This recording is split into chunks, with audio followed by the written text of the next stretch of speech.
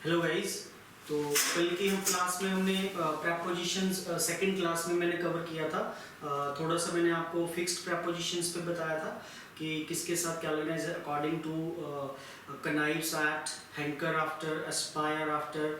तो उसी को थोड़ा सा मैं और उसमें कंफ्यूजिंग पेयर थोड़े से ऐड करने जा रहा हूँ। तो कुछ कंफ्यूजिंग पेयर होते हैं जिनके साथ हम प्रेपोजिशंस लगाते हैं, और कुछ ऐसी भी वर्ब्स होती हैं या एडजेक्टिव्स होते हैं जहाँ पे हम प्रेपोजिशंस नहीं लगाते हैं। तो उसी को थोड़ा सा कैरी फॉरवर्ड करके फिर मैं नेक्स्ट जो कल की पिछली क्लास में मैंने यूजेस स्टार्ट किए थे, लाइक बिसाइड, बिसाइड्स और अगेंस्ट, उसको फिर मैं कैरी फॉरवर्ड करूंगा आफ्टर दैट। तो कंफ्यूजिंग पेयर में जैसे मैं 3 वर्ड यहाँ पे लिख रहा हूँ। First is protest, second is violate, and third is protect. तो ये 3 वर्ड्स मैंने बोर्ड पे लिखे हैं। One is protest, second is violet and third is protect. तो इसके साथ हमें प्रेपोजिशन को अगर पूछा हो कि कौन सी प्रेपोजिशन ये तीनों लेते हैं अपने साथ, तो हमें पता होना चाहिए कि जो प्रोटेस्ट जो वर्ड है, प्रोटेस्ट वर्ब जो है अपने साथ लेती है preposition against. Protest is followed by preposition against. Protect is followed by preposition from. But you people need to keep this concept in your mind कि ये जो violate verb होती है, violate verb के साथ कभी भी कोई preposition नहीं लगती। पर एग्जाम में एग्जामिनर इसके साथ भी आपको एरर में डाल के देता है against। तो आपको एज ए स्टूडेंट पता होना चाहिए कि वायोलेट के साथ कभी भी कोई प्रेपोजिशन नहीं लगती। प्रोटेस्ट अगेंस्ट करेक्ट होता है, बट वायोलेट अगेंस्ट कभी भी करेक्ट नहीं होता। इस पे बैंकिंग में एरर भी आया हुआ है। जैसे मैं एक सेंटेंस लिखता हूँ, बोलता है इफ आई से those who violet against the law of the country should be sent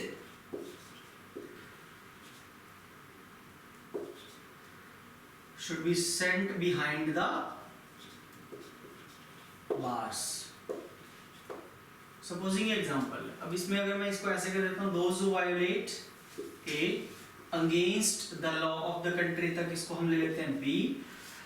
should be sent behind the bars, इसको अगर कंप्लीट हम सी पार्ट बना लेते हैं, और डी ऑप्शन में हम ले लेते हैं no error. Okay, so sentence is broken into parts like A B C and D. तो यहाँ पे हम देखते हैं कि ये जो प्रोटेस्ट वायोलेट जो वर्ब है, इसके साथ मैंने यहाँ पे क्या पुट कर दिया, प्रेपोजिशन अगेंस्ट को लगा दिया, जो कि ग्रामेटिकली रॉन्ग है। तो आपने ध्यान रखना है, तो इसका बी पार्ट यहाँ पे गलत बनेगा। ठीक है, ये जो अगेंस्ट यहाँ पे लगाया है प्रेपोजिशन, ये यहाँ पे नहीं आएगा। तो ये कंफ्यूजिंग पेयर है, इन तीनों का ध्यान रखना है। प्रोटेस्ट के साथ अगेंस्ट करेक्ट होता है, वायोलेट कभी भी अपने साथ प्रेपोजिशन अगेंस्ट नहीं लेता है, और प्रोटेक्ट के साथ हम लगाते हैं प्रेपोजिशन फ्रॉम। क्लियर? तो एक तो ये कंफ्यूजिंग पेयर का आपने ध्यान रखना है। उसका नेक्स्ट इसमें थोड़ा और ऐड अगर मैं करूं,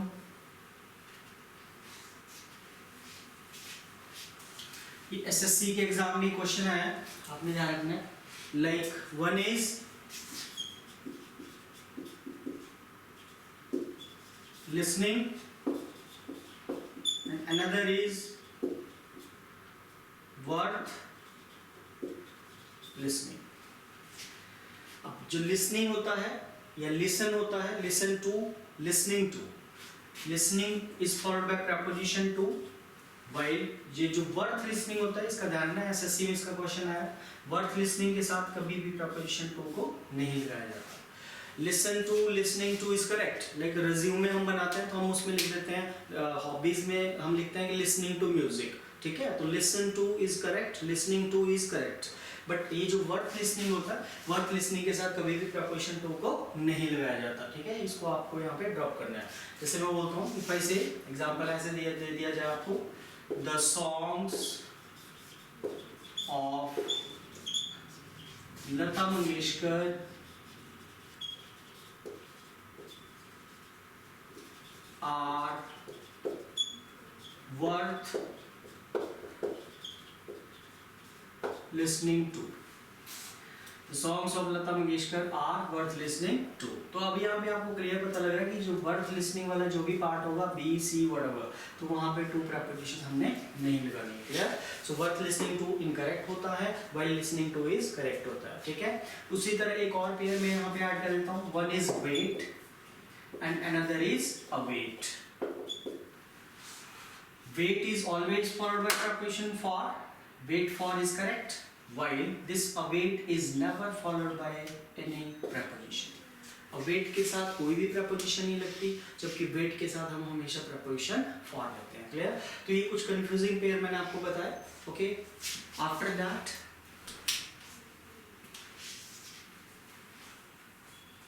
अब मैं बोर्ड पे दो चीजें लिख रहा हूं.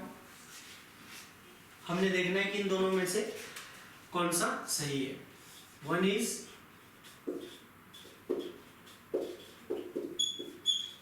this and second is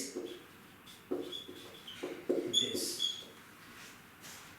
First I wrote cope up with and second is cope with. जो मेरा एक्सपीरियंस बोलता है, अगर मैं स्टूडेंट से ही क्वेश्चन पुट करता हूँ तो मोस्टली स्टूडेंट्स इसमें बोलते हैं कि sir first one is correct.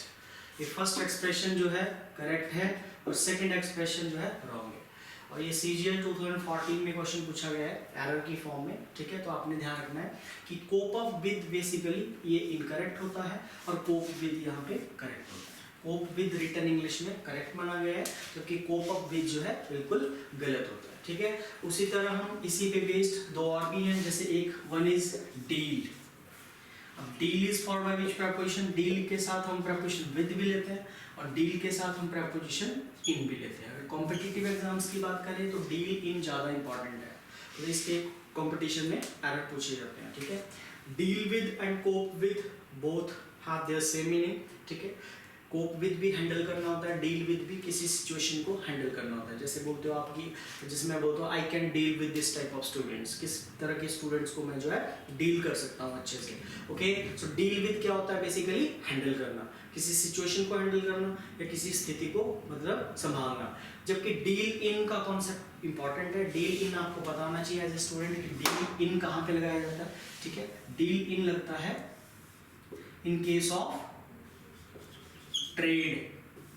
अगर किसी सेंटेंस में बिजनेस की बात कही गई हो, ठीक है, ट्रेड की बात कही गई हो, तो वहां पे कभी भी डील विद नहीं लगाते. वहां पे हम हमेशा यूज करते हैं डील इन. जिसमें बोलता हूँ my father deals in stationery, okay? और एक और बात का ध्यान रखना है कि जब हम ऐसे बोलते हैं my father deals in stationery, so after stationery हमें वहां पे बिजनेस लिखने की जरूरत नहीं है. Deals in we use in case of trade और we can say business, clear? तो this is all about deal with and deal in. Next थोड़ा हम यूसेज की तरफ बढ़ते हैं. प्रपोजिशन के जो यूजेस पिछली क्लास में मैंने स्टार्ट किए थे, बिसाइड, बिसाइड्स, देन अगेंस्ट, तो उसको कैरी फॉरवर्ड करते हुए मैं आगे बढ़ता हूँ. जैसे मैं एक यूज लिख रहा हूँ यहाँ पे, एक होता है विद, एक होता है बाय. With and by. तो बाय पे भी क्वेश्चन आते हैं. There are 3 uses of this particular preposition by. 3 तरह से इसको यूज किया जाता है, ठीक है? फर्स्ट इसका यूज बनता है टाइम के केस में. सेकेंड इसका यूज बनता है ट्रांसपोर्टेशन के केस में. प्रपोजिशन बाय को लगाया जाता है. और थर्ड इसका यूज बन जाता है पैसिव वॉइस में. जब एक्टिव से हम पैसिव वॉइस बनाते हैं तो वहां पे भी प्रपोजिशन बाय को लगाया जाता है, क्लियर? ओके, अब इनके हम अगर एग्जांपल्स की बात करें, थ्रू एग्जांपल्स इनको क्लियर कर लेते हैं. जैसे मैं फर्स्ट टाइम का एग्जांपल दे देता हूँ. What is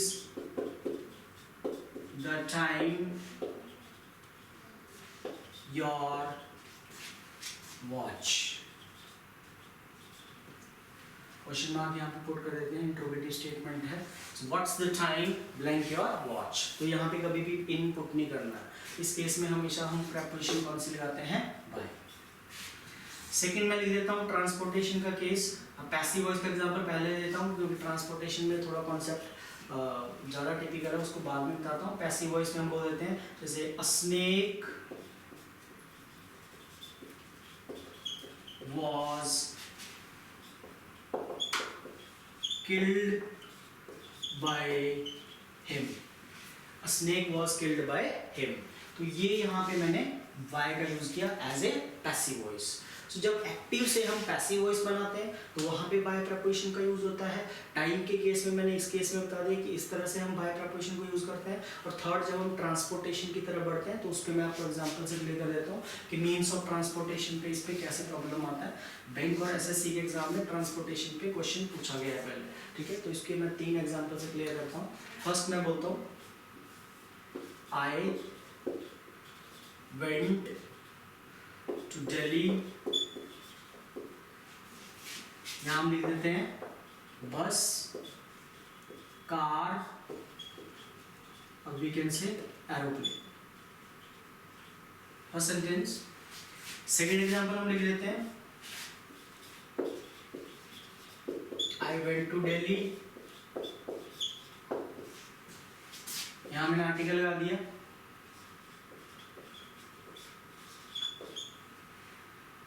अगर यहाँ पे आगे कोई वॉवल जैसे एरोप्लेन आ जाएगा तो यहाँ मुझे क्या लगाना पड़ेगा, an. Went to Delhi blank, a bus, a car and aeroplane, clear. और थर्ड एग्जांपल मैंने एक और लिख दिया, I went to Delhi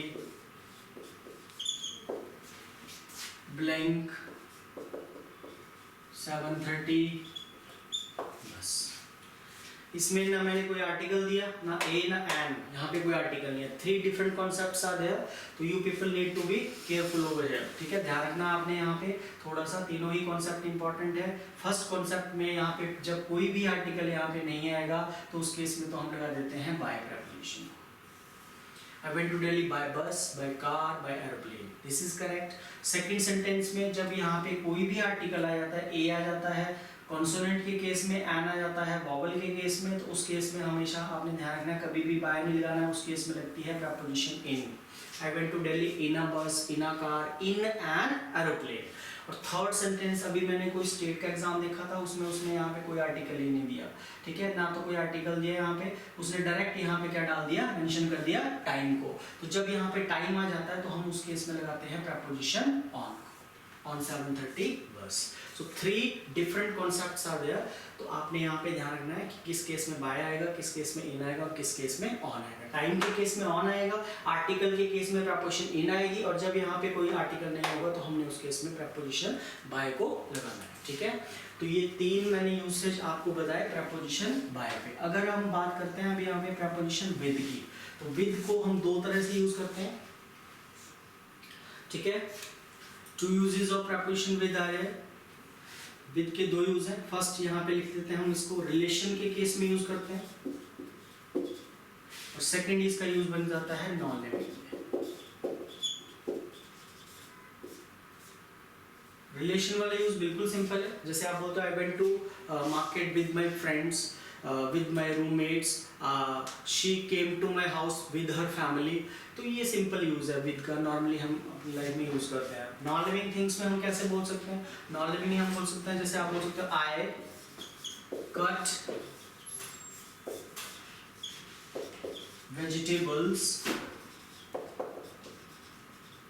with a knife, I cut vegetables with a knife, okay. तो ये वहां पे हम यहाँ पे बाय अ नाइफ नहीं बोलेंगे, यहाँ पे हम लिखेंगे विद अ नाइफ, ठीक है। So this is all about preposition with and by, ठीक है। 3 यूसेज बनते हैं बाय पे और 2 यूसेज बनते हैं आपके प्रपोजिशन विद पे, ओके। नेक्स्ट हम मूव करते हैं यूसेज पे। Preposition in, into, then on, preposition upon। in, into, on, तो इस पे हमने थोड़ा ध्यान देना कि इन को कहाँ यूज करते हैं, into कैसे यूज होता है, on कैसे यूज होता है और upon कैसे यूज होता है, ठीक है। in, into, on, upon। into और upon, जैसे मैं बोलता हूँ, मान लो यहाँ पे हमारी कोई क्लास लगी हुई है, इस क्लास में स्टूडेंट्स बैठे हुए हैं, ये स्टूडेंट्स मैंने ऐसा एग्जांपल के तौर पे बना दिया, ठीक है। तो मैं इसको एग्जांपल में दे सकता हूँ। First sentence, students are sitting in the class, कि बच्चे क्लास में बैठे हुए हैं, students are sitting in the class. Students हैं बैठे हुए हैं, तो हमने इस केस में क्या पुट करा है, यहाँ पे प्रपोजिशन इन को कर दिया। लेकिन यहाँ पे ये जो स्टूडेंट्स बैठे हैं इसमें से कोई एक स्टूडेंट उठता है और वो दौड़ने लग जाता है, क्लास में ही वो दौड़ने लग जाता है, ठीक है। तो उस केस में मैं फिर सेंटेंस कैसे बना दूंगा, मैं बनूंगा a student is running.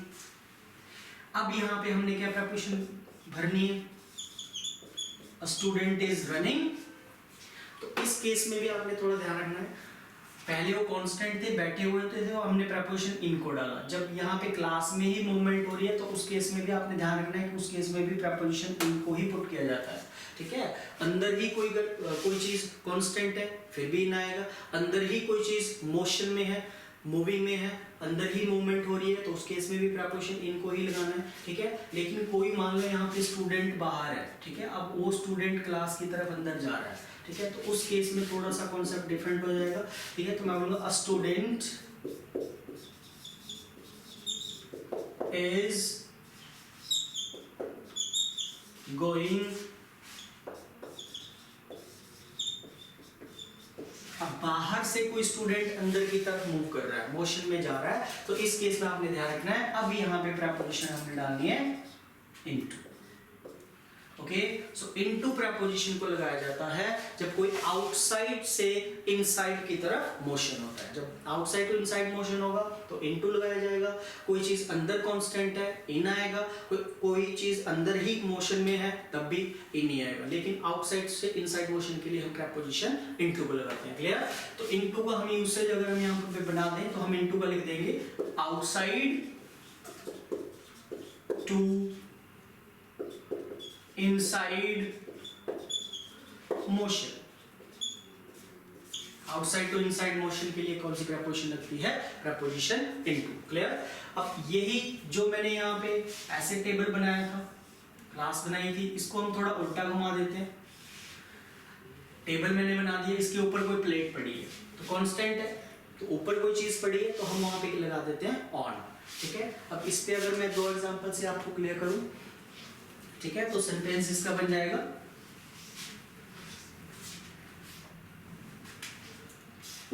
A plate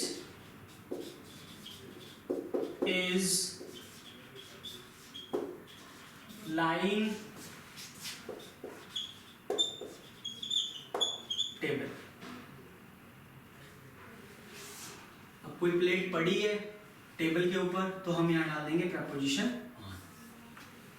लेकिन मेरे हाथ में कोई प्लेट है, मैंने उसको टेबल के ऊपर ऐसे थ्रो किया, फेंका, तो कोई चीज उड़ती हुई ऐसे ऊपर से आ रही है किसी चीज के ऊपर, तो उस केस में फिर हम वहां पे डालते हैं प्रपोजिशन अपॉन को। क्लियर? तो अगर मैं इसी सेंटेंस को थोड़ा ऐसे बोल देता हूं, I threw a plate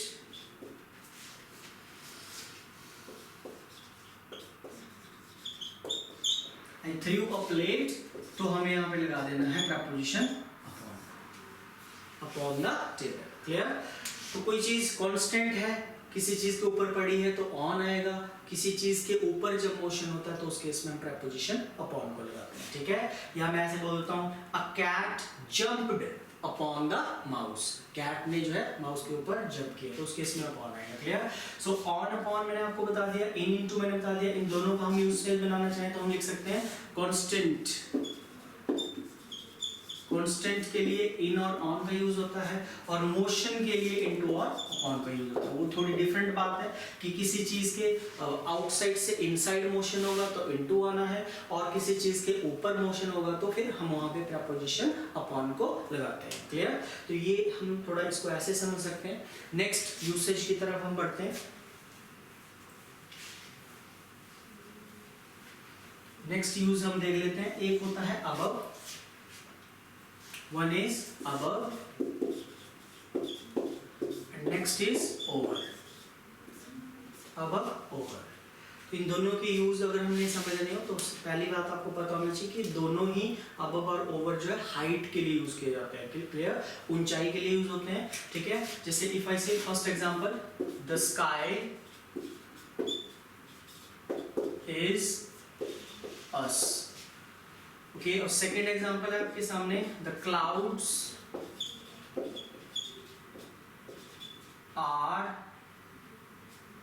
clouds are अस।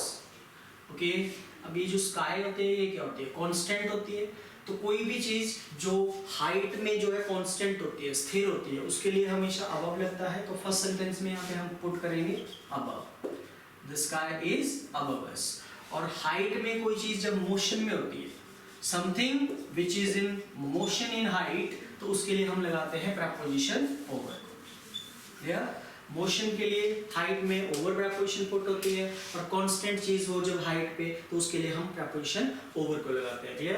तो ये तो अबव और ओवर का फर्स्ट यूज बनता है, लेकिन अबव प्रेपोजिशन का एक सेकंड यूज और भी होता है, जिसे समटाइम्स हम न्यूज में ऐसे भी सुनते हैं। जैसे मैं एक एग्जांपल देता हूँ, जैसे आप बोलते हो our CM, our chief minister is above corruption.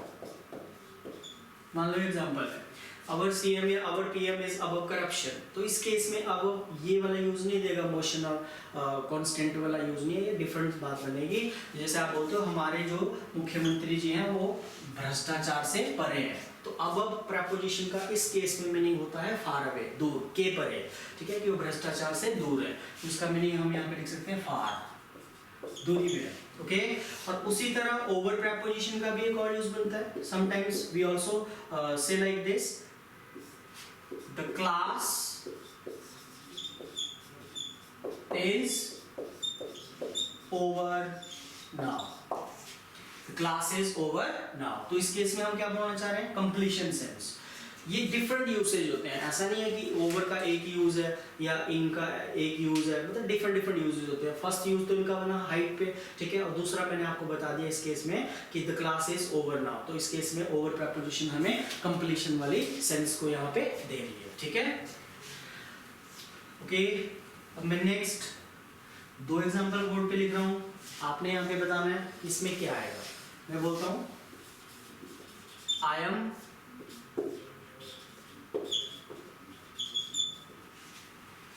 Option है इन एट। ये बैंकिंग के एग्जाम में क्वेश्चन आया हो। सेकेंड सेंटेंस में कौन लिख रहा हूं,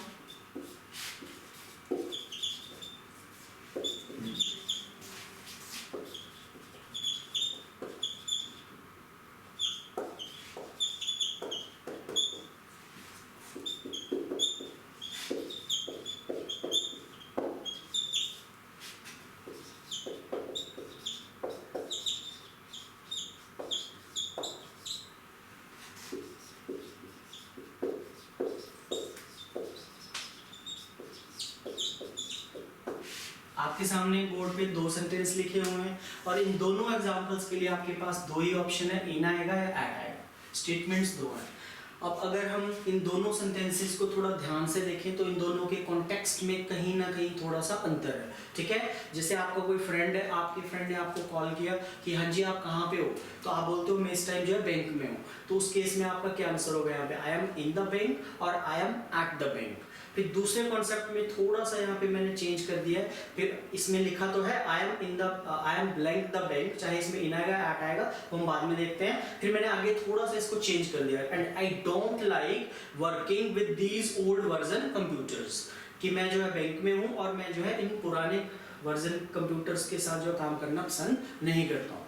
तो थोड़ा सा इसमें कॉन्टेक्स्ट डिफरेंस है दोनों सेंटेंसेस की बात की जाए। फर्स्ट सेंटेंस में आगे ऐसी कोई बात नहीं है कि आप वहाँ पे वर्किंग हो, ठीक है। तो इस केस में ध्यान रखना, अपने फर्स्ट सेंटेंस का जो राइट आंसर है वो यहाँ पे आएगा एट। क्यों आएगा, क्योंकि एट यहाँ पे आपका क्या डिनोट कर रहा है, shorter period of time.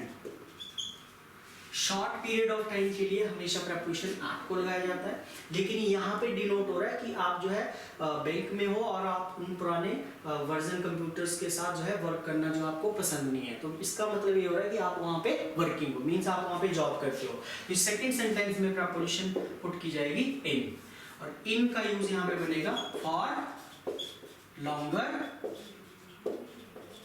Period of time.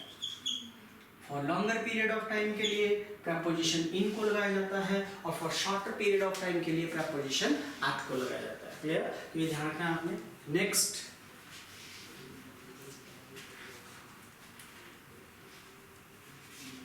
Use की तरफ बढ़ते हैं.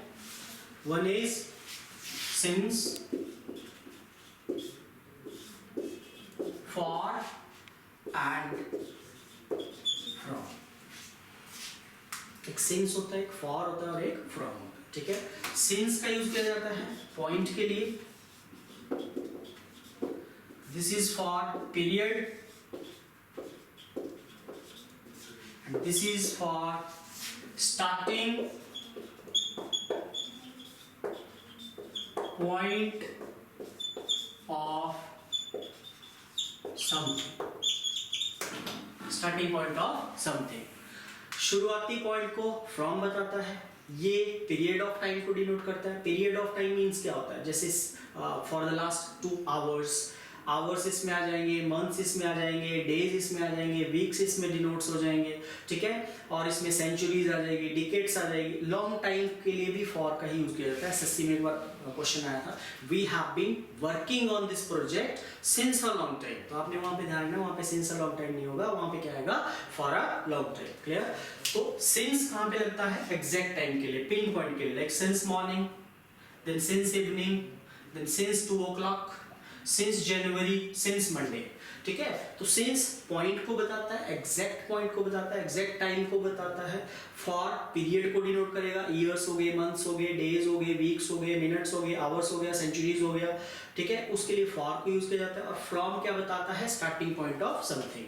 फ्रॉम का एग्जांपल अगर मैं बताऊं तो मैं ऐसे बोल सकता हूं, जैसे आप बोलते हो I came from Delhi to Chandigarh. Supposing example है. और फ्रॉम का जो पेयर होता है वो होता है आपका टू. फ्रॉम का जो कनेक्टर होता है, फ्रॉम का जो पेयर बनता है कोरिलेटिव, वो होता है टू. अब फ्रॉम इसमें क्या बता रहा है, फ्रॉम इसमें बता रहा है आपका ओरिजिन. फ्रॉम का काम होता है ओरिजिन बताना. और ये जो टू होता है ये क्या डिनोट करता है, ये डिनोट करता है आपका डेस्टिनेशन. ठीक है. Origin to destination. From origin होता है और टू यहाँ पे क्या होता है, डेस्टिनेशन. मींस आप कहाँ से आए, दिल्ली से आप चंडीगढ़ आए, तो दिल्ली यहाँ पे ओरिजिन बन रहा है और चंडीगढ़ यहाँ पे डेस्टिनेशन का काम कर रहा है. Clear. So this is all about since, for, from. तो आज की क्लास में हमने थोड़ा सा ये कवर किया. यूसेज मैंने आपको कवर करवाया और थोड़े से मैंने इसमें कंफ्यूजिंग पेयर का आपको बताया कि वायोलेट के साथ कभी भी अगेंस्ट नहीं लगेगा और प्रोटेस्ट के साथ हमेशा प्रपोजिशन अगेंस्ट को लगाया जाता है. जन वेट और अवेट का पेयर आपको कवर किया इस क्लास में, और लिसनिंग और वर्थ लिसनिंग का पेयर मैंने बताया. ठीक है. और उसके बाद थोड़ा सा हमने since, for, from, then by, with, ये सारा आज की क्लास में हमारा हुआ कवर प्रपोजिशन की क्लास 3rd में. नेक्स्ट क्लास में मैं इसकी आपकी हिडन टाइप जो मैंने बताई थी, कौन कौन सी ऐसी वर्ब्स होती हैं जिनके साथ हम प्रपोजिशंस को नहीं लगाते हैं, वो उस पर नेक्स्ट लेक्चर रहेगा. हिडन प्रपोजिशंस वाली टाइप है, जैसे एंटर के साथ इनटू नहीं लगता, वो सारी वर्ब्स मैं बताऊंगा आपको किसके साथ प्रपोजिशंस को नहीं लगाया जाता है. Thank you very much.